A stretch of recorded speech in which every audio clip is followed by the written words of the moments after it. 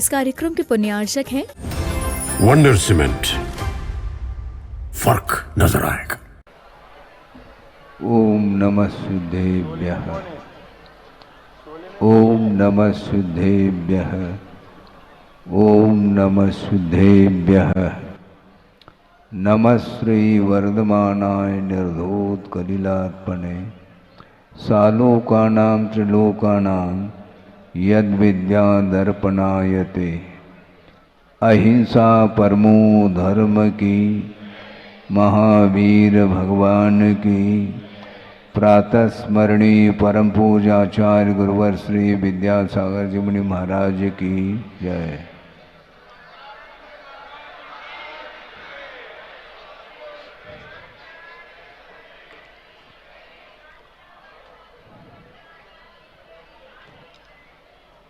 कल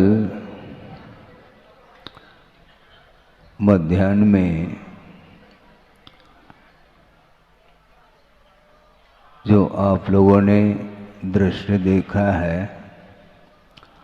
संयमोपकरण परिवर्तन का, काफी दिन से प्रतीक्षा में कई लोग थे, समय नहीं मिल पाया, इसलिए थोड़ा सा और उस विषय को सामने रखते हुए प्रासंगिक विषय पर आएंगे। लगभग शहर में 6 साढ़े 6 महीने व्यतीत हुए, किंतु जिस दिन प्रवेश किया उसी दिन से लगभग प्रतिदिन कोई न कोई व्यक्ति आकर के अपने भाव व्यक्त करता कि महाराज आपकी पीछिका हमें प्राप्त हो जाए। हमने सभी लोगों को यही कहता रहा कि भावना रखो, किंतु मिलेगी तो एक ही को। तीर्थंकर भी क्यों न हो, सबको वो संतुष्ट नहीं कर सकते। अर्थात तीर्थंकर दीक्षित होने के पूर्व में आहार चर्चा के लिए निकलते हैं, उस समय कितने लोग पड़गान के लिए खड़े रहते होंगे जिसका कोई हिसाब नहीं। इसके उपरांत भी जिस विधि से निकलते हैं उस विधि को, उस विधि के अनुरूप ही पड़गान होगा। तो एक ही को संतुष्ट किया उन्होंने, किसको? श्रेयांश राजा को। लेकिन इसका अर्थ ये नहीं लेना चाहिए कि सारे सारे श्रावक असंतुष्ट रहे हों। सुन रहे हैं आप लोग? क्योंकि उनका असाधारण व्यक्तित्व है, उनके लिए आहार आप देवो अथवा न देवो, उनका जो दर्शन है, वीतरागता का दर्शन एक बार कर लो, निरंतर निहारने का भाव जागृत होता है। तो ऐसी स्थिति में वह श्रावक आहार दे अथवा न दे, प्रत्येक व्यक्ति के लिए 7 से पुण्य का अर्जन होता है। उसी प्रकार मैं यह मानता हूँ कि जितने लोगों ने भावना रखी, कोई नहीं भी रखी हो, तो भी उनके भीतर तो वो भावना रहती है कि संयमोपकरण मेरे लिए प्राप्त हो। मिलेगा एक ही को। हमने ये कहा था कि देखो, सबकी भावना को मैं पूर्ण करने के लिए बैठ जाऊं तो एक एक पंख भी यदि दे दूं तो पूर्ति नहीं होगी। तो ऐसी स्थिति में किसकी भावना को मैं पूर्ण कर सकता हूँ? भावना जो पूर्ण होती है वह भावों से होती है, और जिन्हें पुरानी पीछिका प्राप्त हुई और नई पीछिका प्रदान करने वाले कौन थे? वो है, नाम क्या उनका? उनको हमने बुलाया कि देखो तुम्हारी भावना तो अभी भी है, आगे भी रह सकती है, किंतु अभी वर्तमान में ये संयोजना बन रही है कि नई पिचिका प्रदान करने में हमने सोचा है। ऐसा उनके सामने कहा तो उनके आंखों में आंसू भर आए। सोचो, विचार करो, आंसू धार लगी है। इसके उपरांत भी उनको हमने कहा कि इस प्रकार भावुक होने की आवश्यकता नहीं, ये समर्पण का प्रतीक है। 6-6.5 महीने तक उन्होंने जो पुण्य का अर्जन किया है वह कहीं जाएगा नहीं, ये ध्यान रखो। हाँ, और समर्पण भाव था उनका, इसलिए एक ही बार में उन्होंने कहा कि महाराज हमें ज़्यादा विकल्प नहीं, लेकिन थोड़े बहुत तो अभी भी विकल्प है, रखो, कोई बाधा नहीं। ये प्रमोद भाव इसको बोलते हैं। हमारे अंदर जो भाव जागृत होता है वह धर्म के प्रति जो प्रमोद भाव होता है, इसी को धर्मानुराग की संज्ञा दी है आचार्यों ने। एक राग वह होता है जो विषयों के प्रति वह आकर्षित करने वाला राग होता है, किंतु धर्म के प्रति आकर्षित करने वाला जो राग होता है वह धर्मानुराग बोलते हैं, जिसको प्रमोद बोलते हैं। आप सब लोग बैठे हैं धर्म सभा में और धर्म श्रवण करने के लिए बैठे हैं, इसलिए आप सबके प्रति मेरा प्रमोद भाव है। कोई बचेगा नहीं, ध्यान रखो, चाहे पीछे लेने वाले हो अथवा नहीं लेने वाले हो, सबके प्रति हमारा प्रमोद भाव इसलिए है क्योंकि जो धर्म की आराधना करने के लिए बैठा है उसके प्रति मेरा प्रमोद न हो तो किसके प्रति हो।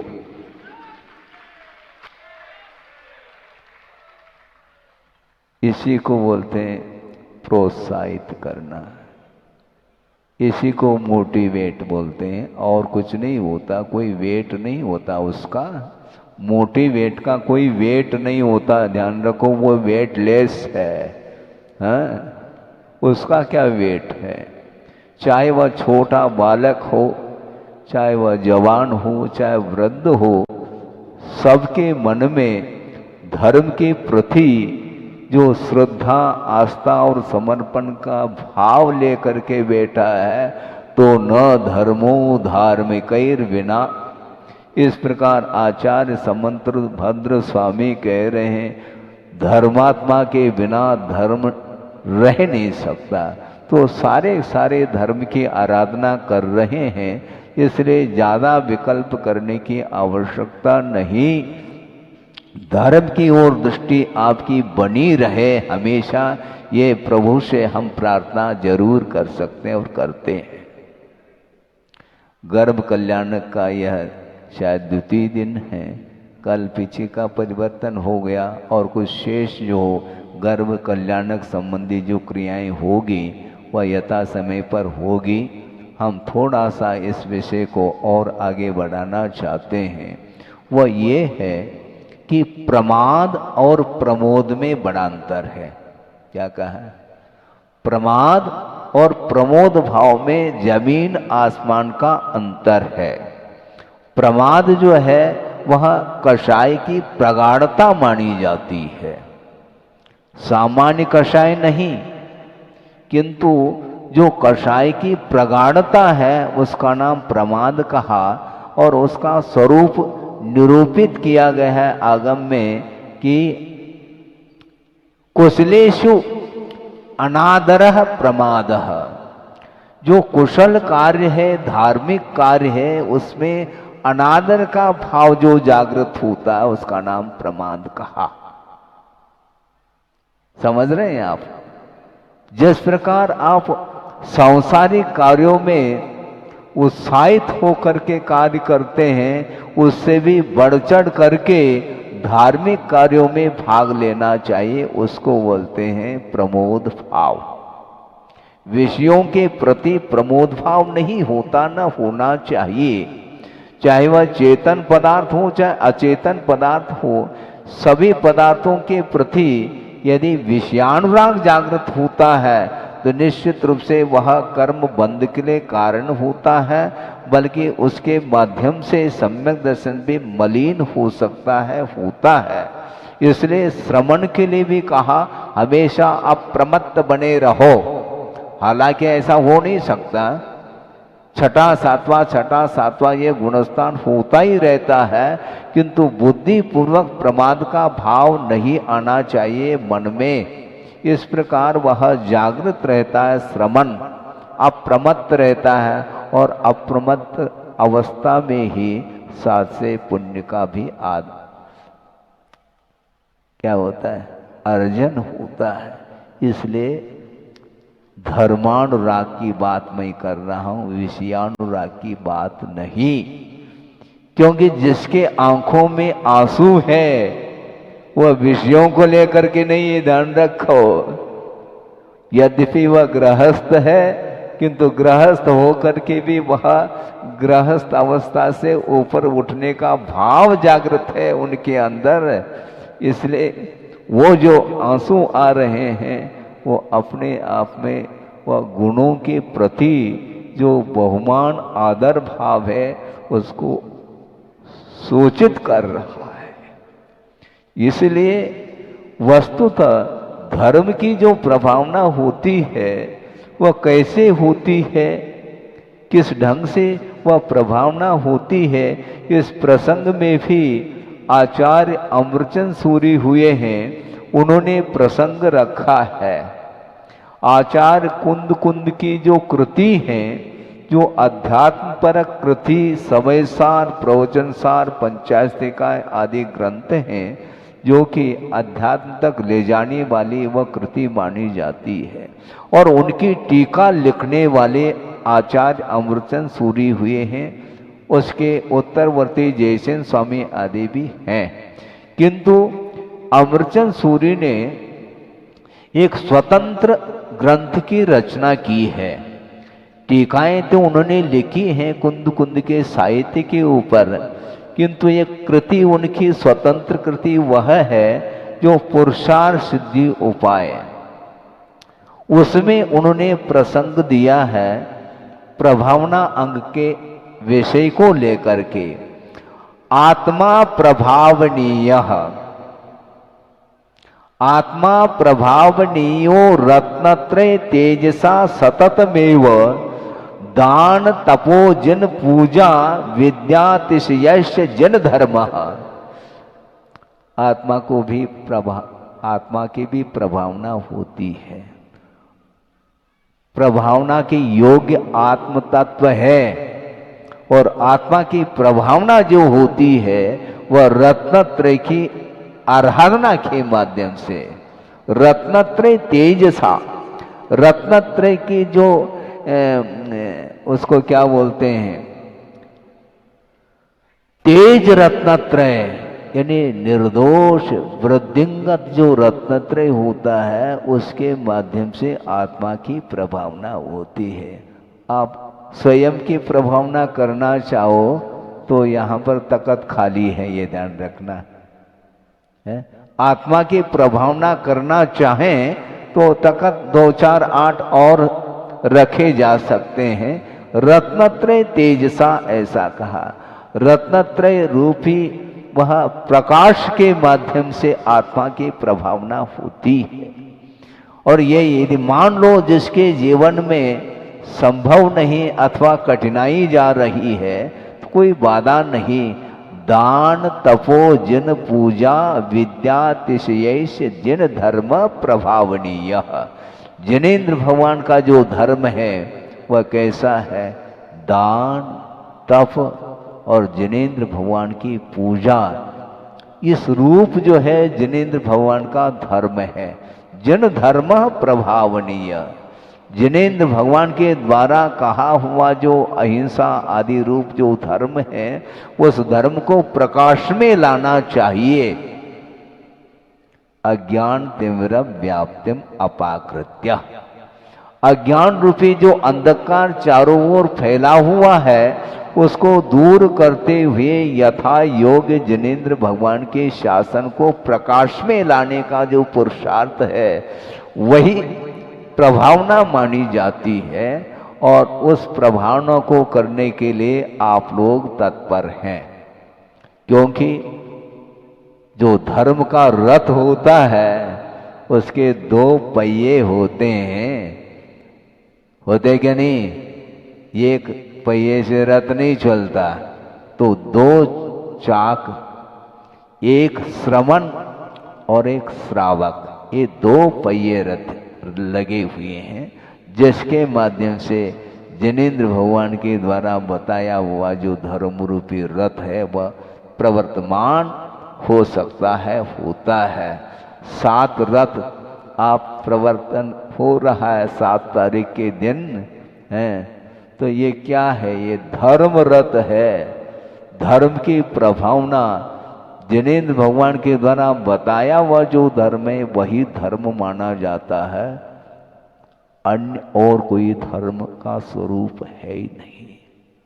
वस्तु का जो स्वरूप है वही धर्म है, अथवा रत्नत्रय आत्मक धर्म है, अथवा 10 लक्षण रूप धर्म है, अथवा जीवों की रक्षा करने रूप जो परिणाम है उसका नाम धर्म कहा है।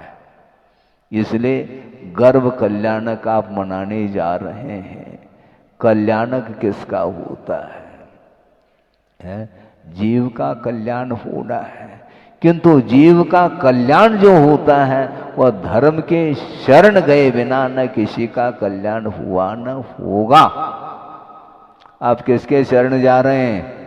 महाराज आप ही के शरण में हैं हम। हाँ ठीक है, फिर लौटना नहीं? नहीं महाराज ऐसा नहीं हो सकता। ठीक, कोई बाधा नहीं, लौटो, लौट करके वापस आना है, ये ध्यान रखो। लौटते रहो फिर वापस आओगे। कई बार कहते महाराज हम फिर से आने का आशीर्वाद दे दो, भूयात पुनर्दर्शनम, ऐसे कई लोग बोलते हैं। उसका अर्थ क्या? पुनर्दर्शनम भूया, पुनः हमें दर्शन प्राप्त हो। फिर जाएंगे तभी तो पुनः दर्शन होगा। जाओ क्यों? दर्शन करते रहो ना। महाराज ये हमारे लिए संभव नहीं, आपके लिए तो ठीक है, कोई बाधा नहीं। आप अपनी शक्ति के अनुरूप सही, किंतु जहाँ पर भी आप रहो वहाँ पर धर्म की आराधना का भाव निरंतर बना रहे। ये पुरुषार्थ आपको करना है। प्रत्येक व्यक्ति को पुरुषार्थ के बल पर ही यह शुद्ध परमात्म तत्व प्राप्त होना है। जिस प्रकार श्रमण लोग पुरुषार्थ करते हैं उसी प्रकार आपको भी पुरुषार्थ करना है, अपनी शक्ति के अनुरूप करना है। किंतु साधन तो एक ही है, धर्म का आधार लेना है। और धर्म के भेद जो होते हैं वैसे धर्म तो अखंड है, किंतु उस धर्म को प्राप्त करने के लिए पात्र के अनुरूप भिन्न भिन्न साधन बताए हैं। उस अपेक्षा से उसमें कुछ अंतर आ जाता है, भेद भिन्नता आ सकती है, किंतु विपरीतता नहीं है। एक अनुवृत्ति होता है जिसको देशव्रत बोलते हैं, और एक महाव्रति होता है। किंतु गुरुदेव ने कई बार इस प्रसंग को रखा है कि कोई भी व्रत न छोटा होता है न बड़ा होता है, पात्र के अपेक्षा से सब बड़े ही होते हैं। एक पहली कक्षा का छात्र है और एक एमए का छात्र है तो छात्र ही। पहले कक्षा के छात्र के लिए जो प्रश्न आए हैं उसमें भी उसको पसीना आ रहा है, इसका अर्थ बहुत कठिन पेपर है उसके लिए, पक्की बात है। और जो एमए कक्षा में पहुंचा है उसके लिए उसके योग्य जो प्रश्न आए हैं ये उसके लिए कठिन है, कठिनाई तो जाती है। इसलिए वह व्रत छोटा और बड़ा नहीं, अपनी शक्ति के अपेक्षा से वो बड़ा ही है। यहां तक गुरुदेव ने कहा था कि एक पाई से लेकर के 99 पाई तक वह पाई माना जाता है, रुपया नहीं। 1 पाई मिलाएंगे तो वह 1 रुपए का नोट माना जाता है। तो पहले अथवा दूसरी प्रतिमा से लेकर के 11वीं प्रतिमा तक जो कुछ भी चारित्र का पालन होता है इन प्रतिमाओं के पालन के रूप में, उनका वह चारित्र अनुव्रत के रूप में ही होता है। अनुव्रतो गारी है, जो सागार होता है, जो जिसके पास घर है, किंतु ये ध्यान रखो घर एकमात्र उपलक्षण है, जिसने घर का भी त्याग कर दिया किंतु पूर्णतः परिग्रह का परित्याग नहीं किया, वह भी सागार ही माना जाता है। जैसे नीचे क्षुल्लक और ऐलक बैठे हैं, वो भी देशव्रती ही माने जाते हैं, ये ध्यान रखो। लेकिन देशव्रती होते हुए भी वो किस ओर मुख है उनका?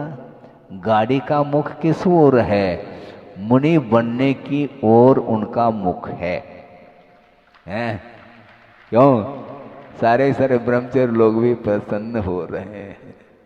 बिल्कुल वह समय तो आएगा, धीरे धीरे आता है, लेकिन लक्ष्य जो है सबका एक है। वह एक सामान्य जो गृहस्थ है जिसके पास संयम नहीं भी है, तो भी वह जिनेंद्र भगवान के धर्म का पक्ष लिया है, इसलिए वह पाक्षिक श्रावक माना जाता है। किसका पक्ष लिया है? आपने धर्म का पक्ष लिया है। वह देवगण भी धर्म की आराधना करने के लिए ही उपस्थित होते हैं प्रभु के चरणों में, और किसी के चरणों में नहीं जाते। हालांकि विषयों की ओर उनकी दृष्टि समाप्त हुई नहीं, इसके बावजूद भी धर्म को भूलते नहीं। चक्रवर्ती भी क्यों न हो, वो जब प्रभु के चरणों में आ जाता है तो एक सामान्य श्रावक बन करके आ रहा है। उस समय यदि मान लो कोई भी व्यक्ति उस चक्रवर्ती के लिए प्रणाम करता है, तो चक्रवर्ती क्या बोलते हैं? नहीं, ऐसे प्रणाम नहीं करते हैं, ध्यान रखो। क्यों? मैं प्रभु के चरणों में बैठा हूं।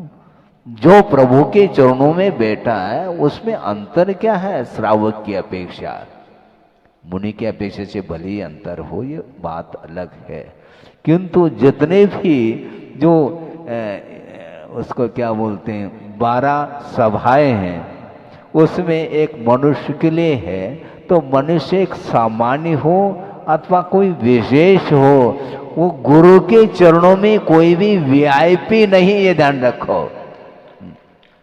आप बाहर रहो वीआईपी है, बाहर रह सकते हैं। चक्रवर्ती वह सचखंड अधिपति है, किंतु समूह शरण में अधिपति नहीं है, ध्यान रखो। फिर कैसे है महाराज? वो भी पुण्य का अर्जन कर रहा है, वो भी प्रभु की आराधना करने में लीन है। प्रभु ही हमारे लिए सर्वस्व है, प्रभु से बढ़कर के और कोई भी प्रभु विभू नहीं हो सकता। इसलिए उनके चरणों में जो आया है वह धर्मात्मा है, और उनके चरणों से जो वंचित है, चरण का अर्थ क्या लेना है महाराज? वो समोसरण में जो नहीं आए वो भी है, ये ध्यान रखो। वहां पर प्रवेश नहीं किया, ये अलग विषय है, किंतु समूह शरण को याद तो कर रहा है। समूह शरण के बाहर रह करके भी प्रभु की आराधना करने वाले रहते हैं क्या? नहीं रहते? रहते हैं। तो आप कहीं भी रहो, किंतु प्रभु को भूलना नहीं चाहिए। गुणों के प्रति प्रमोद भाव होता है, और विषयों के प्रति प्रमोद नहीं होता, किंतु प्रमाद होता है। क्योंकि विषयों का जो ग्रहण करने का भाव है वही प्रमाद है।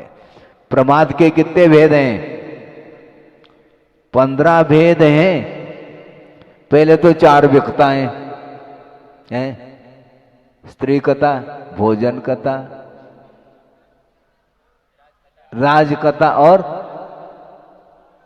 चौर कथा। ये 4 कथाएं ये विकता मानी जाती हैं, सतकथा नहीं। ये प्रमाद के अंतर्गत लिया है। महाराज हमारा मन नहीं लगता है, सतकथा में तो तुम्हारा मन थोड़ी लग रहा है, उसमें लगना चाहिए। विकताओं में तो रात दिन वह कथा कर रहा है, वह कथा ठीक नहीं, वह सांसारिक कथा है। वर्तमान योग कम से कम स्वाध्याय किया करो, सतकथाएं मिलेंगी उसमें विकता नहीं मिलती। भले ही युद्ध छुड़ जाए, उसमें भी अलग विषय है, किंतु विकता के अंतर्गत नहीं, किंतु सतकथा की ओर दृष्टि रहती है, रहना चाहिए। तो ये 4 विकताएं हैं और 5 इंद्रिय के विषय। ये क्या है? प्रमाद है। यानी विषयों का ग्रहण जिस समय होता है वह प्रमाद में आ जाता है। प्रमाद की भूमिका के बिना विषयों का ग्रहण संभव नहीं। इसलिए विषयों के ग्रहण के समय पर प्रमोद भाव नहीं हो सकता, क्योंकि धर्म साइड में रहता है। उसके बिना नहीं होता। भोजन करते हुए भी पूजन कर रहे हैं क्या आप? बोलो। भोजन करते समय भोजन, पूजन करते समय पूजन। लेकिन भोजन करते समय कम से कम विवेक तो रखो। भोजन करो, कोई बाधा नहीं है, भोजन करो, किंतु विवेक होना चाहिए। भक्ष और अभक्ष का नहीं है तो बहुत ही फिर अनर्थ घटित होगा, क्योंकि वह सम्यक दर्शन से धीरे धीरे वह खिसक जाएगा। जैसे धीरे धीरे प्रवचन होते ही खिसकते चले जाएंगे बाहर, उसी प्रकार यदि विवेक यदि अभाव को प्राप्त हो जाएगा तो वह जो सम्यक दर्शन रूपी जो गुण है वह गुण ही खिसक सकता है। ये ध्यान रखो, सुरक्षित रखो। इसलिए अनुव्रत का जो दायरा है वह बहुत विस्तृत है। इसलिए कोई छोटा और बड़ा नहीं। एक प्रासंगिक विषय को कई बार रखा होगा, किंतु यहाँ पर पुनः जन समूह ज़्यादा है और नए नए पात्र भी बने हैं और उनके लिए यह प्रसंग रखा जा रहा है। गुरुदेव ने इस प्रसंग को रखा होगा या नहीं रखा होगा ये अलग विषय है, किंतु उनके जीवन में ये घटित हुआ है और उन्होंने ही इस विषय को स्पष्ट किया है। आहारचर्या का समय हुआ है और आचार्य महाराज संग सहित आहार के लिए निकल रहे हैं और पड़गान कर लिया। पड़गान करके ले गए। पूजन अर्चन आदि जो कुछ भी नवदा भक्ति वो कर ली। उसके बाद उपरांत गुरुदेव खड़े हो गए। आहार प्रारंभ हुआ और आहार देखने के लिए कई लोग सामने खड़े हैं। उसमें 2 सज्जन जो 16 पहन करके खड़े हैं, हाथ जोड़ करके, भगवान हमारे लिए भी एंट्री प्रवेश मिल जाए। बहुत दिन की मेरी भावना रही है। आहार देने का भाव अंदर से मैं अपने आप को संभाल नहीं पा रहा हूँ, इसलिए देने की भावना मेरी है। इसलिए हमारे हाथ से भी एक आध ग्रास लिया जाए तो ज़्यादा अच्छा है। गुरुदेव तो मौन हैं। उन्होंने शुद्धि बोली और शुद्धि बोल करके एक और निवेदन किया कि महाराज आहार देने की तो उत्कंठा है, लेकिन ये है कि मैं रात्रि भोजन का त्याग नहीं कर सकता। अब क्या किया जाए? भारी समस्या खड़ी हो गई। तो गुरुदेव ने सामान्य रूप से उनकी ओर देखा तो मुस्कान स्वाभाविक है। और मुस्कान के माध्यम से ही उनको एंट्री मिल जाती है। और गुरुदेव ने आहार ले भी लिया।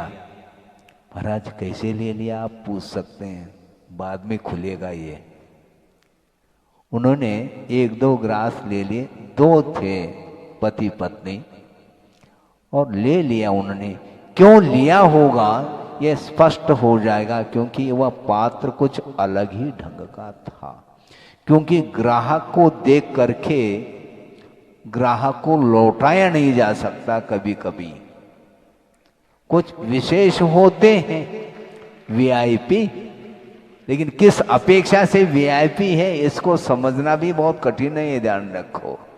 और उन्होंने मौन रूप से स्वीकृति दे दी और आहार ले लिया उनसे।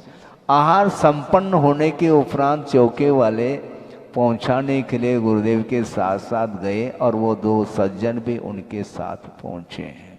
ये नयनागिरी का प्रसंग है, काफी पुराना प्रसंग। नयनागिरी में गुरुदेव ने 3 चातुर्मास किए हैं, 78, 81, ऐसे। शायद हो सकता है 81 का कोई भी प्रसंग हो, लेकिन है नयनागिरी का प्रसंग। और फिर पहुंचाने के लिए गए, उसके उपरांत बैठ गए गुरुदेव, और उन्होंने 2 व्यक्तियों की ओर देखते हुए कहा कि देखो, वो समय तो मेरा मौन था, मैं कुछ बोल नहीं सका, अब तो बोल सकता हूं मैं। महाराज आप जो बोलेंगे हम स्वीकार करेंगे, लेकिन वही बात है, रात्रि भोजन हमसे नहीं छोड़ा जा सकता। बाकी जो आप व्रत देंगे हम ले लेंगे, जो भी उपनियम नियम देंगे वो ग्रहण कर लेंगे। तो गुरुदेव ने कहा तुम क्या करते हो? तो हाथ जोड़ करके कहा कि महाराज मैं डिप्टी कलेक्टर हूँ, और ये जो श्रीमती है वो जज है। इसलिए तो हमने कहा था ग्राहक को लौटाया नहीं उनने, ये ध्यान रखो।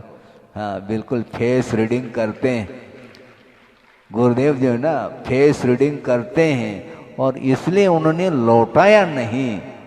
और आहार लेने के बाद अब वो कह रहे हैं यदि ऐसी स्थिति है, तुम कलेक्टर और वो जज हैं, तो बहुत अच्छी बात है, मैं जो कहूँगा तुम्हें स्वीकार करना पड़ेगा। महाराज हम हाथ जोड़ करके कह रहे हैं आप जो दे दो। उन्होंने क्या कहा? इसका अर्थ क्या? कोई दान स्वरूप मांग रहे हैं? नहीं, इसका अर्थ 5 अनुव्रत ग्रहण कर लो।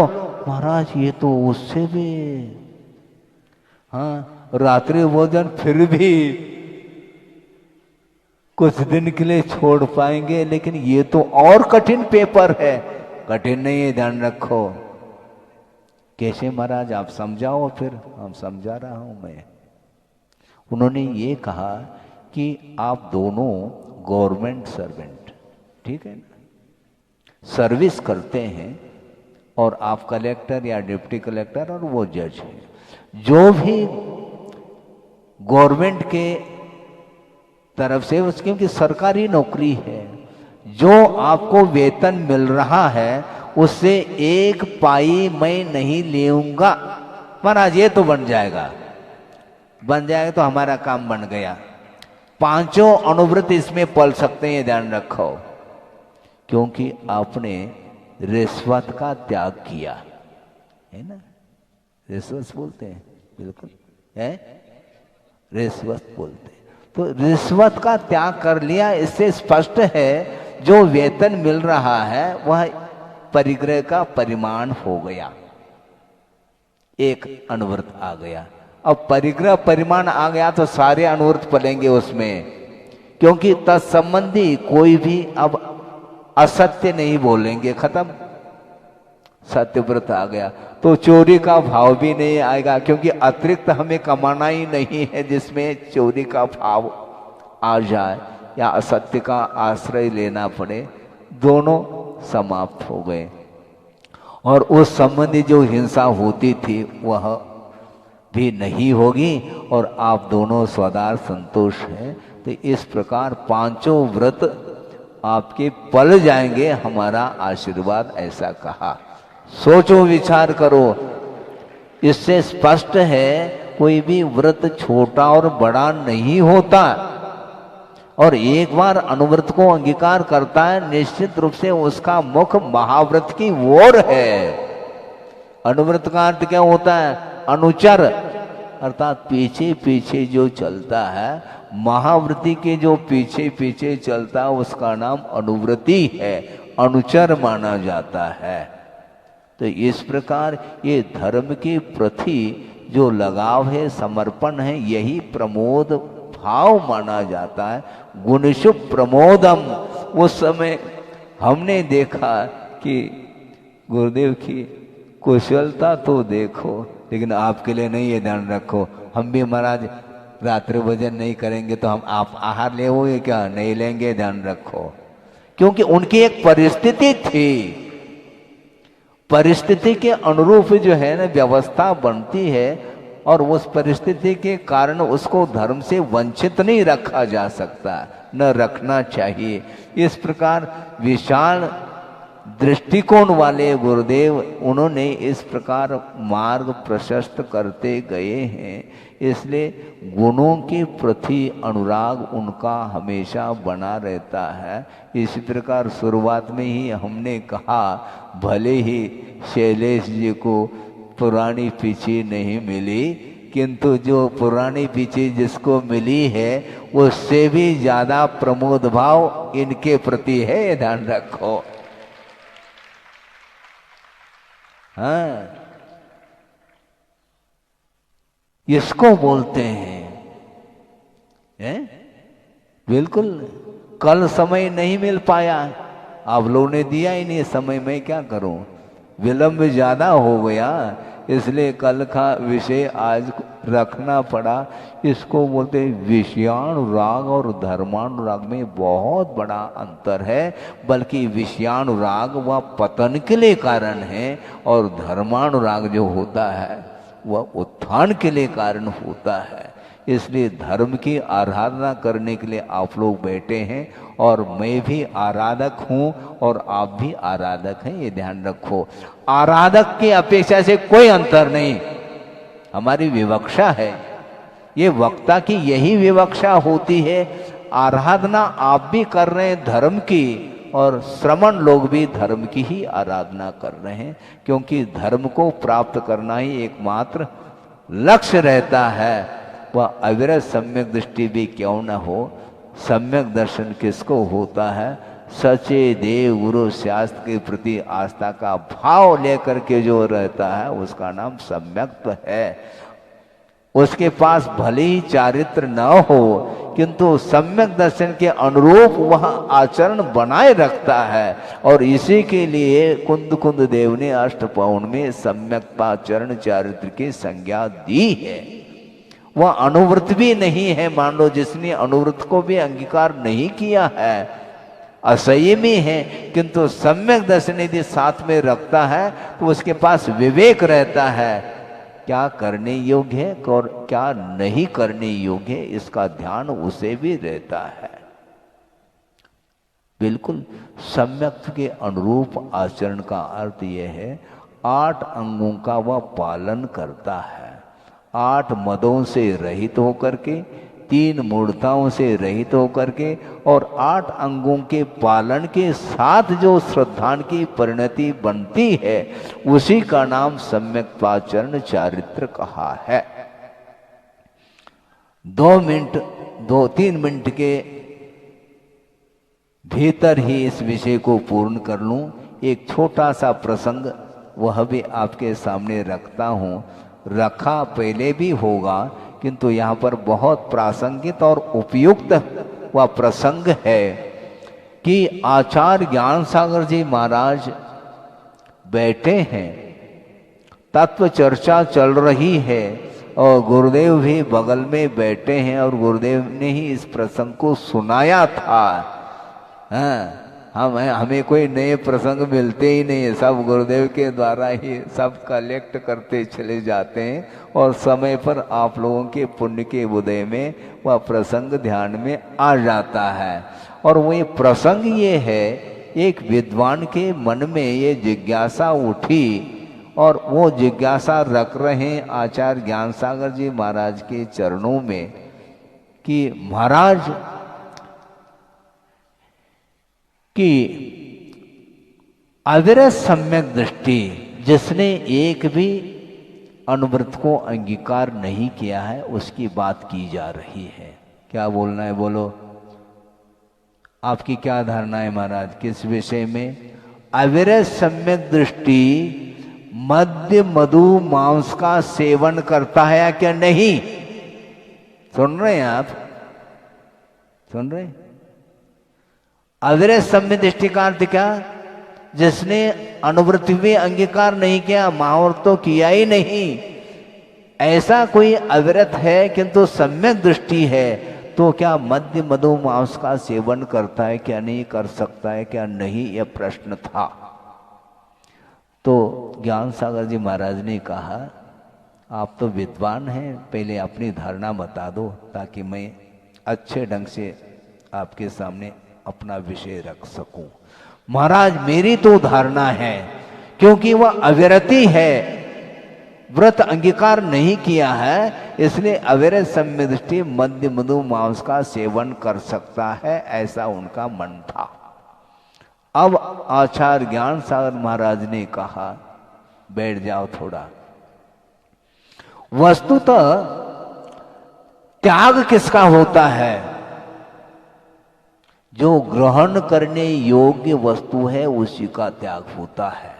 जो ग्रहण करने योग्य वस्तु नहीं है तो उसका क्या त्याग करने की बात करते हैं? वह वैसे ही लिया नहीं जाएगा क्योंकि वह अनुपसेव्य है।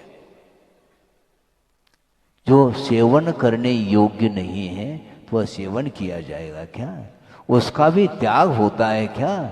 त्याग नहीं होता, किंतु जो ग्रहण कर रहा है उसको छुड़ाया जाता है, क्योंकि वह उन्मार्ग पर जा रहा है, उसको सन्मार्ग पर लाया जाएगा। तुम उन्मार्ग पर चल रहे हो कि सन्मार्ग पर? बताओ। महाराज हम तो सन्मार्ग पर ही चल रहे हैं। तो सन्मार्ग पर चलने वाला इस प्रकार कैसा भाव रख सकता है? अविरति है ये अलग विषय है, किंतु मद्य मधु मांस का वह समर्थन नहीं कर सकता, क्योंकि यदि आगम में मद्य मधु मांस के सेवन का प्रावधान है क्या?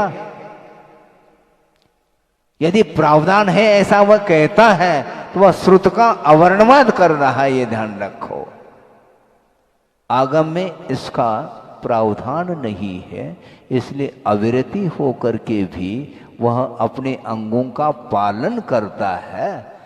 अनंतान बंदी का वियोदय आ जाए तो भले ही वो कुछ भी सेवन कर ले, ये अलग विषय, किंतु अविरत सम्यक दृष्टि है, किंतु सम्यक दृष्टि है, श्रद्धान है, सच्चे देवगुरु शास्त्र के प्रति श्रद्धान है। आगम के प्रति जो श्रद्धान रखने वाला व्यक्ति कैसे ग्रहण कर सकता है? उस समय उनकी आंखें खुल गई विद्वान की। सोचो विचार करो, क्योंकि त्याग किसका होता है? किसने कहा महाराज हमारा आजीवन त्याग है? किसका? जहर का। है? हंस क्यों रहे हैं आप? क्यों? जहर का त्याग भी कोई त्याग होता है क्या? वह ग्रहण करने योग्य नहीं है। जो ग्रहण करने योग्य पंचेंद्रिय के विषय हैं उसमें त्याग की जो बात आती है तो वह अनुवृत्ति के लिए लागू हो जाता है, किंतु उसका उसने त्याग नहीं किया है, किंतु सम्यक दर्शन को लेकर के बैठा है, तो वह कैसे मद्य मधु और मांस का सेवन कर सकता? संभव नहीं।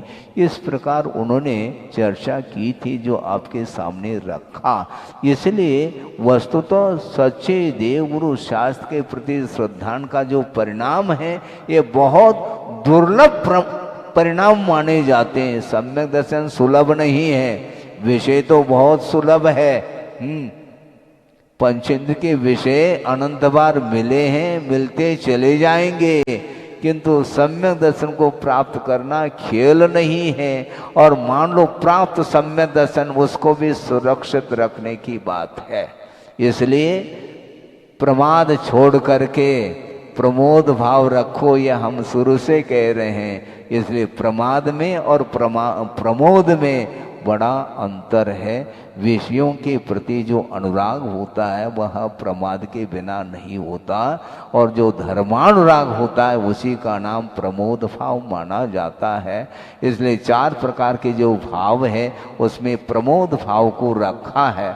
प्राणी मात्र के प्रति मैत्री भाव रखना, और दुखी जीवों के प्रति कारुण्य भाव रखना, और जो गुणी हैं उनके प्रति प्रमोद भाव रखना, और जो उन्मार्गी है, विपरीत वृत्ति वाला है, उसके प्रति माध्यस्थ भाव रखना। उसका कभी भी मन वचन काय के माध्यम से समर्थन नहीं करना, ये ध्यान रखो। धर्म का समर्थन करो, गुणों का समर्थन करो, दोषों का नहीं। पाप का समर्थन नहीं करना, उन्मार्ग का समर्थन नहीं करना। इसको ध्यान में रख करके चलेंगे तो निश्चित रूप से धर्म की प्रभावना होगी। और ये धर्म की प्रभावना के लिए यह समय आपके सामने आया है, और गर्भ कल्याण के दिन ही इस विषय को रखा है कि धर्म प्रभावना जो होती है, क्योंकि यह कल्याणक मनाया जा रहा है। गर्भ कल्याण का अर्थ होता क्या है, वो सारा विस्तृत वर्णन आप प्रमाण योग ग्रंथ में पढ़ सकते हैं। समयाभाव के कारण प्रासंगिक विषय को ही आपके सामने रखा है। इसलिए निरंतर धर्म की वो रुचि आपकी बढ़ती रहे, और उसके माध्यम से जो अपना लक्ष्य है, जो मोक्ष प्राप्त करने का, वह प्राप्त हो। इसी पवित्र भावना के साथ अहिंसा परमो धर्म की जय। जब गुरुदेव का मंगलमयी आशीर्वाद प्राप्त होता है, और यह आशीर्वाद बरगी नगर को भी प्राप्त हुआ और मुझे भी प्राप्त हुआ था।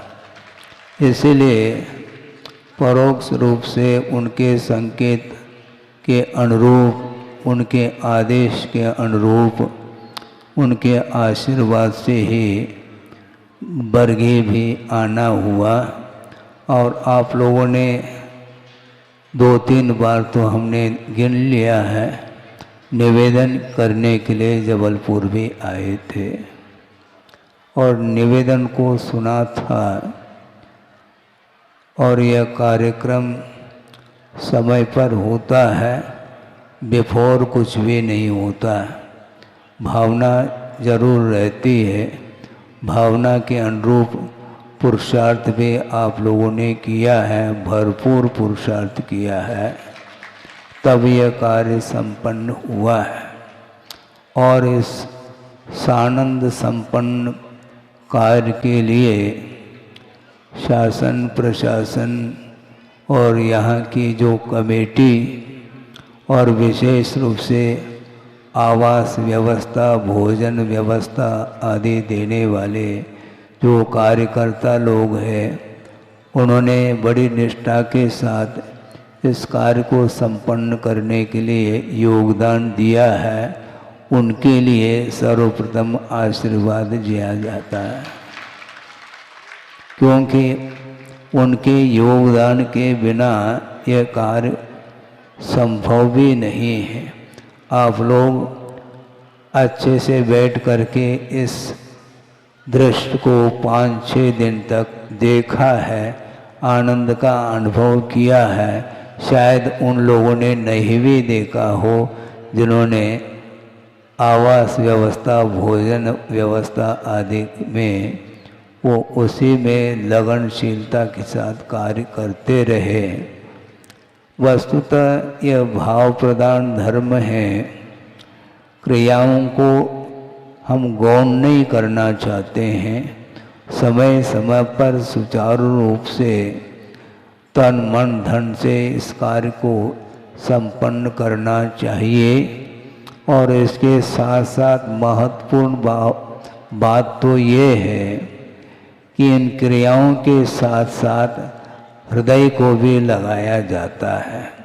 हृदय से प्रभु की और गुरु की जो आराधना की जाती है वह किसी भी पर्याय में करें तो भी वह परंपरा से मोक्ष का पात्र बनता है। साक्षात मोक्ष की जो उपलब्धि होती है वह शुक्ल ध्यान आदि के माध्यम से हुआ करती है। और कल प्रभु को केवल ज्ञान हुआ और उसके पूर्व दिन उन्होंने दीक्षा को अंगीकार किए थे। केवल ज्ञान प्राप्त करने के लिए आप बिल्कुल सुख सुविधा के साथ रह करके उसको प्राप्त करना चाहो तो ये संभव नहीं है।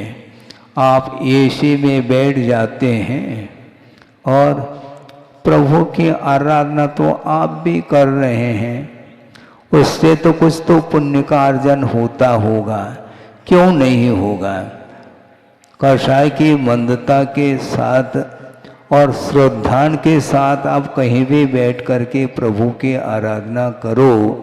योग्यता के अनुरूप, सामर्थ्य के अनुरूप, क्षमता के अनुरूप पुण्य का संचय तो होता है। किंतु आचार्यों का अथवा आगमकारों का यह कहना है हमें मात्र पुण्य का संचय मात्र नहीं करना, किंतु पाप कर्म के क्षय के प्रयोजन को लेकर के जो धार्मिक अनुष्ठान किया जाता है अथवा प्रभु की आराधना की जाती है, उस आराधना के माध्यम से बिना चाहे भी साथ से पुण्य का संचय होता है। और प्रभु ने आज प्रातः वेला ने उन्हें निर्वाण का लाभ हुआ, वो कैसा हुआ हमें बताओ। बिना दिगंबरत्व को अंगीकार किए, बिना परिग्रह का विमोचन किए संभव नहीं है। और दीक्षित होने के उपरांत भी जब उन्हें 1000 साल लग गया तो हम और आपके लिए कितना त्रैराश्य करो, सोचो, विचार करो। असाधारण व्यक्तित्व जिसको बोलते हैं, इसके बाद भी 1000 साल लग गए। साम्य भाव को प्राप्त करने के लिए जिसको समता बोलते हैं, वह बहुत दुर्लभतम वस्तु है। वस्तुतः जो विषय के प्रति जो राग रहता है उसका पूर्णतः अभाव करने के बावजूद भी विश्व कल्याण की भावना को लेकर के जो धर्मानुराग उत्पन्न होता है उसके माध्यम से भी साक्षात निर्वाण का लाभ नहीं होता है, वह भी परंपरा से ही होता है। किंतु साक्षात यदि केवल ज्ञान का लाभ उठाना चाहो तो ध्यान के माध्यम से ही केवल ज्ञान की उत्पत्ति बताई है। समो शरण में प्रभु विराजमान हैं, 12 सभाएं भरी हुई हैं और दिव्य ध्वनि खिर रही है और उन प्रभु के चरणों में ही विराजमान है कौन? गणधर परमेष्टि। और प्रभु की वंदना, प्रभु की स्तुति, प्रभु की आराधना वो कर रहे हैं।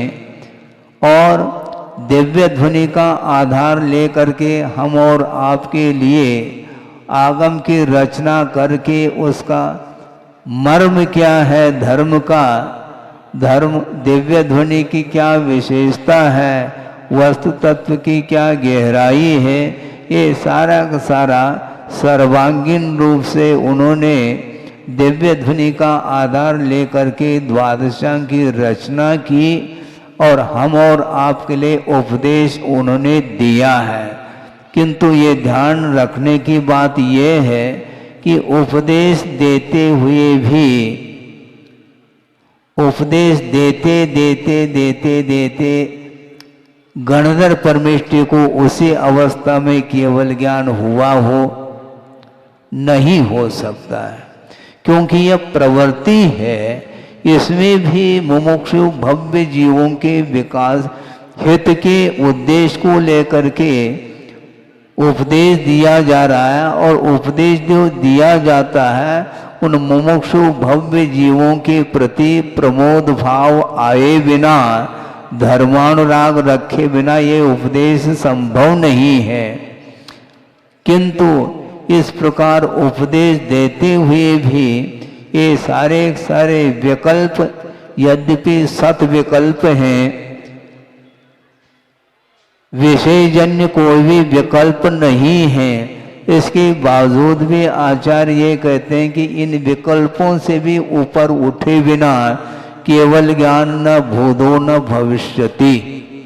इसलिए प्रभु ने तीर्थंकर प्रकृति का विगत जीवन में बंद किया था और वर्तमान में जो उनको पर्याय मिली सर्वार्थ सिद्धि से आ गए और दिगंबरत्व को अंगीकार उन्होंने स्वयं ही कर लिया और निरंतर साधना करते करते विश्व कल्याण की भावना रखते रखते जब उनकी साधना जब चरम सीमा तक पहुंच गई तो अंतर मुहूर्त मात्र पर्याप्त रहा, केवल ज्ञान को प्राप्त कर लिया।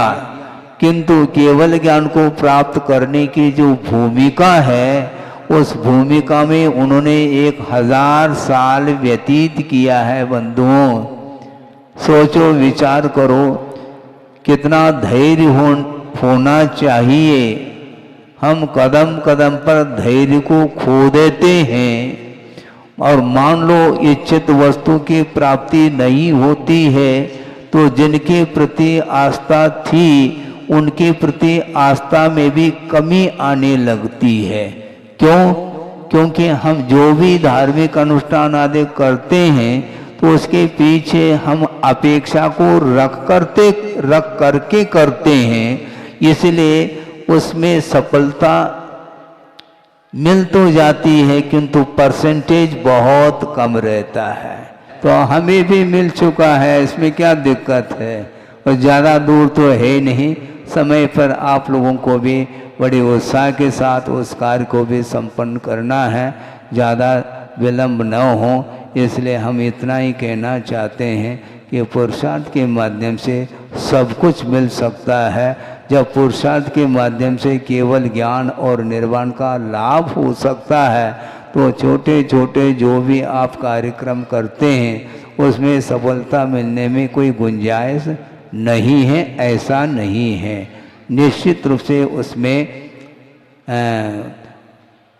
कार्य करते चले जाते हैं तो उसमें क्या होता है, पूर्णता को प्राप्त नहीं करते हैं क्या? बिल्कुल नहीं। छात्र जब पढ़ता है तो निरंतर वह अध्ययन करता ही चला जाता है। 3 महीने में भी परीक्षा होती है, बताते हैं। हमारे ज़माने में वो, अब आपके ज़माने में क्या है हमें ज्ञात नहीं है। 3 महीने में भी परीक्षा होती है और 6 महीने में भी होती है, 9 महीने में भी होती थी उस समय। और एनुअल एग्जामिनेशन जो वार्षिक परीक्षा वो भी होती और वीकली भी परीक्षा होती थी। अब जैसी व्यवस्था हो तो इस प्रकार निरंतर परीक्षा अपने आप के लेना चाहिए दूसरे की परीक्षा लेने की अपेक्षा, क्योंकि हमारे परिणाम किस हद तक पवित्र हो रहे हैं या नहीं हो रहे हैं इसका परीक्षण दूसरा नहीं कर सकता। इसलिए अपने परिणामों को निरंतर पुरुषार्थ के माध्यम से उज्जवल बनाएंगे तो एक दिन वह भी समय आएगा जिस प्रकार प्रभु को मोक्ष का लाभ हुआ उसी प्रकार हम लोगों को भी हो सकता है। हो इस पवित्र भावना के साथ अहिंसा परमो धर्म की जय। इस कार्यक्रम के पुण्यार्चक थे वंडर सीमेंट, फर्क नजर आएगा।